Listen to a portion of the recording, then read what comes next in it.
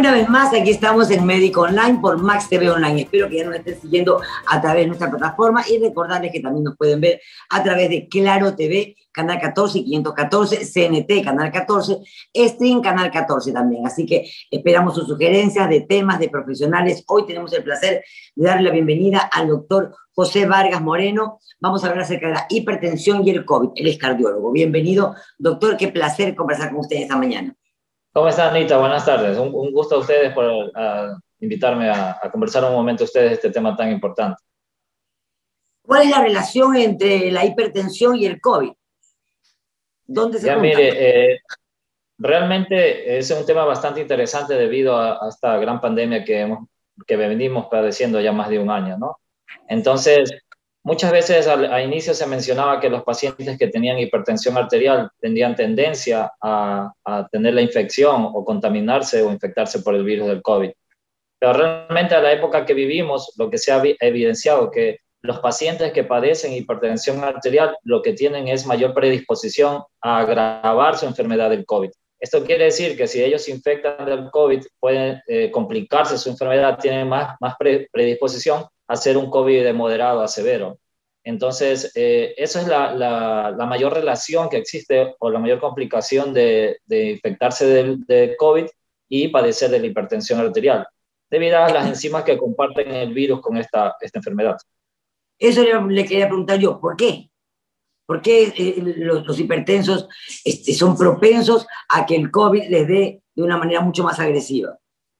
Debido a que hay una enzima que se llama la ECA2, la enzima convertidora de angiotensina, la cual el virus necesita para introducirse a las células del cuerpo humano. Y es la misma célula, es la misma enzima que regula o sirve de termorregulador para el control o de la presión arterial.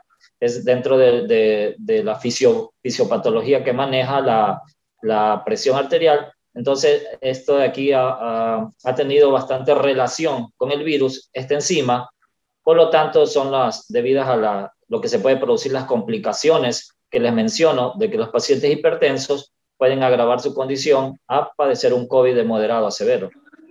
Pero si no soy hipertensa, ¿el COVID puede dejarme como una secuela, una presión alta o no? Ahora se está evidenciando bastantes secuelas o posterior a la infección del COVID.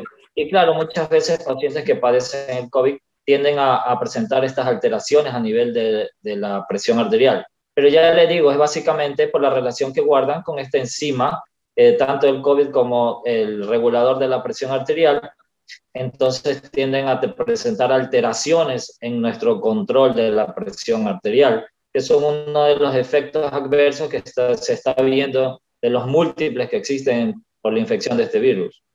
¿Qué pasa con la gente de presión baja? Todo lo contrario. Ya, por lo general, la prevalencia de los pacientes que manejan presiones en el límite o bastante limítrofes, especialmente en mujeres que manejan presiones bastante limítrofes. Entonces, en estos pacientes, cuando presentan estas manifestaciones ya diagnosticadas o que tienen ya enfermedades estructurales ya marcadas a nivel cardiovasculares y producen o manejan presiones muy bajas, entonces hay un efecto contrario. Entonces estos van a tener signos de baja volemia, signos de bajo gasto, van a sentir sensaciones de desvanecimiento o pueden llegar a pérdida de conocimiento. Entonces, pero esto ya son unas manifestaciones un poco diferentes o su fisiopatología es un poco diferente a lo ocasionado en los pacientes que padecen hipertensión arterial. Pero básicamente porque tienen... Perdón, lo interrumpí. Dígame. No, termine usted, por favor. Básicamente porque ya tienen un daño estructural o ya unas comorbilidades establecidas a nivel del corazón. ¿Un hipertenso debería vacunarse sí o sí?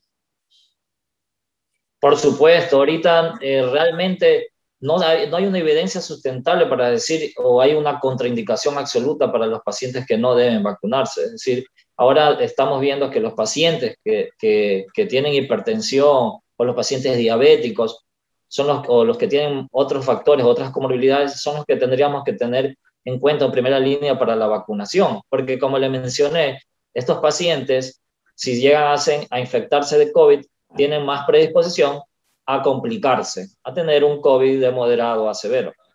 Claro. Una pregunta, hay gente que dice, yo no era hipertensa, solamente tengo una hipertensión emocional, tengo algún disgusto, algún problema, o estoy muy estresado y se me sube la presión, pero no soy hipertenso. ¿Existe ese pre-hipertenso o no es cierto? Una vez que tienes la presión alta, eres hipertenso.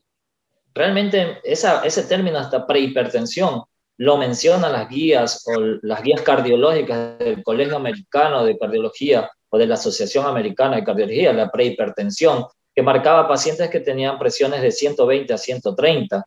Incluso en las últimas revisiones dejaron que ellos ya consideran a un paciente de 120 a 130 como hipertenso. Dejaron una brecha muy corta para establecer el parámetro para ser hipertenso. Pero sí, hay pacientes que manejan presiones emocionales o que tienen a tener estas situaciones cuando tienen una descarga de adrenalina o de emociones marcadas y tienen estos problemas de presión, ¿no? Entonces, pero para eso tenemos los diferentes, para eso se debe acudir a la consulta de un especialista, de cardiólogo, para tratar de diagnosticar o confirmar o descartar totalmente si ese paciente se debe volver dependiente de una medicación, ya confirmando el diagnóstico de hipertensión. O sea, cuando yo tengo picos de presión, yo llego a tener picos de presión por algún tipo de incidente o acontecimiento, eso no me califica a mí ya como una hipertensa. Es decir, un monitoreo no. es lo que determinaría si lo soy o no. Necesitamos monitorear esta presión, ya sea en su casa el paciente se le enseña cómo debe hacerla, o hay ahora tantos dispositivos que se llaman mapas, que es un monitoreo ambulatorio de presión arterial, el cual nos va a dar el promedio del comportamiento de esa presión en esa persona. Porque puede ser una hipertensión enmascarada, puede ser una hipertensión de bata blanca, puede ser una hipertensión desencadenada solamente en ciertas circunstancias, y solamente con cambios en estilos o hábitos en la vida del paciente puede llegarse a solucionar sin necesidad de llegar a tomar una medicación. No entendí esa parte de la bata blanca. El síndrome de la bata blanca se considera que cada vez que el paciente debe acudir a una consulta médica, al realizarle la toma, tiene presión elevada. Entonces, el síndrome de bata blanca ya evidenciado. Entonces, eso se lo considera que es la hipertensión de visita al médico. Es decir, el paciente solamente presenta picos de hipertensión cuando va donde el médico. Una vez que se va, emocional al ver al médico o la tensión de visitar al médico, solamente ahí presentamos picos y después ya de irse a su domicilio, ya sale de la consulta, su presión se regulariza. A muchos le pasan cuando ven al ex o cuando ven a la suegra. Vamos a ir a un corte cuando regrese, o las planillas de la luz y del agua. Vamos a ir a un corte comercial cuando regresemos. ¿Perdón? Ahora que vienen duplicadas las planillas. Ahora que vienen duplicadas, vamos a ir a un corte y cuando regresemos le vamos a preguntar al doctor cómo son estos rangos, cómo aprender a leerlos. Vamos a hacer un corte y regresamos. Muchísimas gracias. Sigan con nosotros en Médico Online.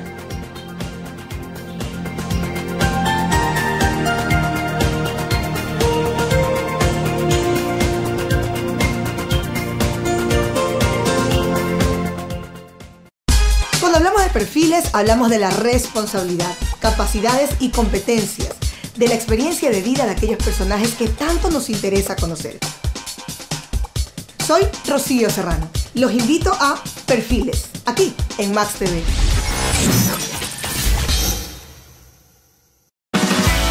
Descubre nuestra app. Ahora Max TV directamente en tu móvil. Descarga tu aplicación de Max TV Online y disfruta de su programación. Descarga app Max TV Online.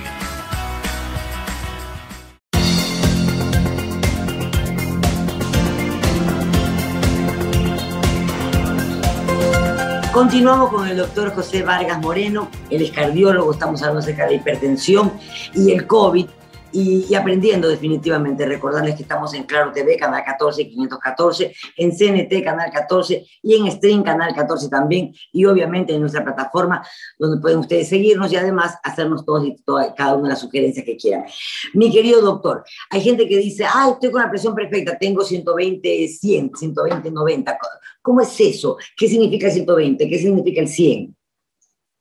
Ya.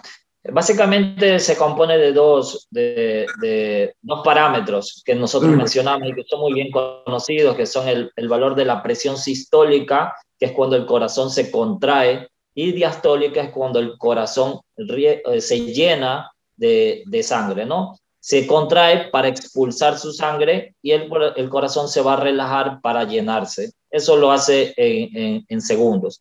Entonces, eso es lo que se contabiliza, o los parámetros que se contabiliza para el contagio de la presión arterial. La sistólica se menciona que es la presión, como muchas veces la persona dice la presión de arriba, la que me marca de arriba, o la que me marca primero. Esa es la presión sistólica, que menciona la última evidencia que tiene que tener menor de 120. La presión diastólica, que muchas veces la gente dice la de abajo, esa es la presión de menor a 80 milímetros de mercurio. Entonces los rangos ideales deberíamos tenerlos menor de 120 y menor de 80 milímetros de mercurio para decir que nosotros tenemos una presión ideal.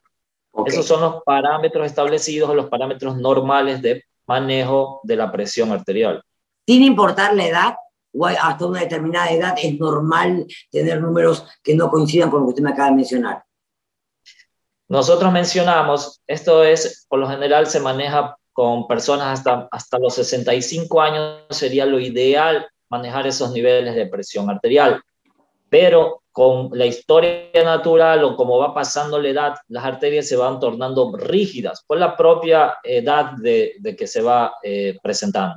Entonces, en los pacientes mayores de 65, 70, 75, que son añosos, ya son viejitos, ya tener unas presiones muy bajas, menores de esos rangos, muchas veces no es muy aconsejable, porque ellos necesitan mayor fuerza o mayor volumen para llevar sangre a su cabecita, a su cerebro, a sus pulmones, a sus riñones. Entonces, con ellos no es muy aconsejable por su edad, por la rigidez de sus arterias propia de su edad, tener o manejar presiones muy bajas. Incluso por ejemplo, en ellos le decimos que podemos manejar... Sí, dígame. No, termíneme la idea, por favor. Con ellos deberíamos manejar qué valores. En una persona mayor, ¿a qué edad me dijo? 60 y... Ya, con ellos 65 años. Ok, mayor de 65 ¿qué número deberían manejar? Con ellos manejamos unas presiones diurnas, es decir, diurnas, queremos decir en el día, que sean tolerables o que sean un rango menor a 135 o 130 milímetros de mercurio y menor a 90 milímetros de mercurio. En la noche, cuando ellos descansan, ellos tendrían que tener un rango menor a 130 a 125 milímetros de mercurio y menor de 80. Con ellos esas presiones se considera muy bien, o se le considera la presión ideal por su edad y por la necesidad de su volemia o de la sangre que ellos necesitan para llevar a sus diferentes órganos. Yo normalmente toda mi vida he tenido 16, 9, 6. Ese ha sido siempre como los parámetros de mi presión. ¿Están bien o no? Es lo que yo le mencionaba. Por lo general, la prevalencia en el manejo o de los niveles de presión alta, las mujeres tienen mayor tendencia a siempre estar en límites muy al rango inferior. Estamos diciendo entre 100 milímetros de mercurio, 90 milímetros de mercurio, y más aún si son personas que se mantienen en constante actividad física o son del sexo femenino. En esos rangos, por lo general, es la mayor prevalencia o es bastante común en mujeres, lo cual para ellas, para su fisiología, son rangos considerados normales para ellas, porque así es su comportamiento fisiológico en esas personas, porque no ocasionan ningún tipo de sintomatología. Claro, esa ha sido mi presión toda la vida, cuando era jovencita y ahora que ya no soy tan jovencita. Claro, yo no hago ningún deporte. Claro, pero ha sido su fisiología normal de que usted maneja unas presiones limítrofes, lo cual no le ha ocasionado ningún tipo de sintomatología y ha permitido estar todo en orden. Doctor, ¿cuáles son los síntomas con los que uno puede decir voy a tomarme la presión porque creo que soy hipertenso? Los principales síntomas que se manejan cuando ya los niveles ya no son tolerables, hablamos de niveles ya de 140, 150, 160, donde se puede presentar ya la sintomatología, podemos acompañarnos de zumbidos en los oídos, podemos presentar de cefaleas intensas, podemos presentarnos dolores opresivos, angustias, también puede, incluso cuando los niveles son muy altos, pueden ocasionar pérdidas del conocimiento, pueden tener ciertos efectos neurológicos que a veces los pacientes se asustan en gran medida cuando comienzan a hormiguearles ciertos lados de la cara, o se les desvía la comisura de la boca. Entonces, esos son sintomatologías, signos de alarma que tal vez nos pueden hacer pensar que estamos teniendo este problema de hipertensión y que tenemos que acudir a un especialista de manera inmediata. Todo esto es acompañado y uno se monitorea de las comorbilidades o de los factores de riesgo que una persona puede. Si la persona es obesa, si la persona es muy sedentaria, es decir, no hace nada de actividades físicas, se alimenta muy mal, si tiene un factor hereditario de importancia, todo esto puede darnos ciertas pautas a tener en cuenta y estar en estricto control de la presión arterial. ¿Es cierto que comer sin sal es bueno para poder controlar un poco el tema de la hipertensión? Realmente nosotros no mandamos a comer sin sal, lo que nosotros mandamos es a una dieta hiposódica, es decir, a disminuir el consumo de sal. ¿Por qué? Porque lo que menciona que nosotros debemos consumir solamente 2 gramos de sal día. Esto quiere decir, para que me entiendan, como una pizca o 2 pizcas de sal en los alimentos. Entonces, es muy bajo el consumo de sal, pero nosotros no es que totalmente el alimento sea total, sino que sea... Cuando uno va a comer, uno no sabe cuánto le echaron. Sabe si está salado o si le falta sal, pero no sabe exactamente si entre tu desayuno, almuerzo y cena, si te han pasado de una pizca, no sabes.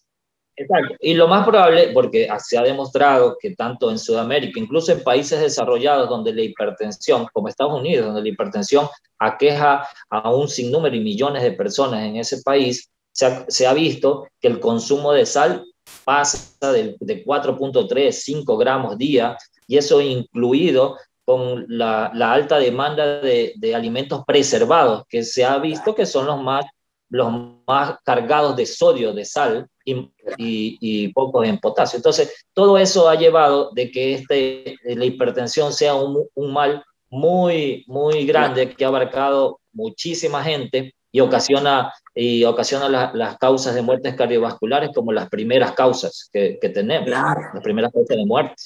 Doctor Vargas, qué placer enorme haber conversado con usted aquí en Médico Online. Gracias por su tiempo, por sus conocimientos, por su aporte. Realmente hemos despejado un montón de inquietudes y ya lo molestaremos nuevamente en cualquier instante para poder despejar más inquietudes. ¿Cómo podemos localizarlo? Yo me encuentro localizado en la Clínica Rendón. Ahí brindamos nuestros servicios de especialidad, control de presión arterial.